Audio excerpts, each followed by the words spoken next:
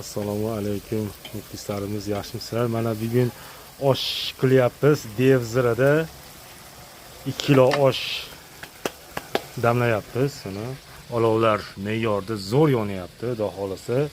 Bir oshimiz zo'r chiqsa bir baho berasizlar, xudo xolasa. Jarayonni kuzatib boringlar. Mana bizni o'toq ham bor ekan bu yerda, ikkita dozi konsinerlarimiz ham bor. Ichkari muzdek, salqin, xohlasan ichkarida odamlar ham maza qilib dam olishib yotishibdi. Ajoyib go'sha deydi-yu. Mana ikkita mashinaga kelganmiz. Mana bitta katta basseynimiz bor mana. Xudo xolasa bemalol cho'milolmaydigan odamlar ham cho'milishi mumkin. Ya'ni har xil joylarda sayoz joylari ham bor. Katta o'zinglar baho berasizlar, xudo xolasa jarayonlarni kuzatib boring. Mana bay ochib berdi bitta akamiz, xudo xolasa cho'milish mazza. Mana qaynashiga baho beramiz.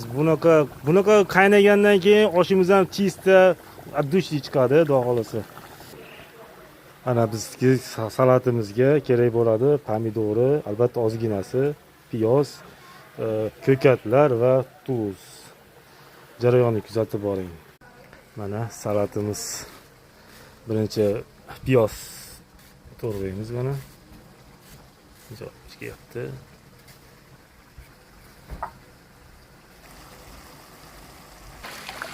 Mana suvlarni tiniqligini qilamiz. Ajoyib. Xonobodni suvlari o'ta muzdek.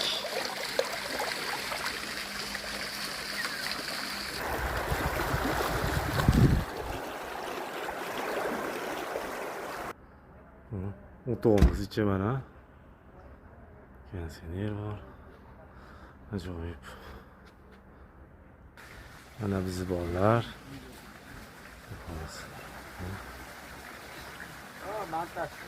Olinchi. Pariyatga kelgan. Suv tushib ketib qoldi, suv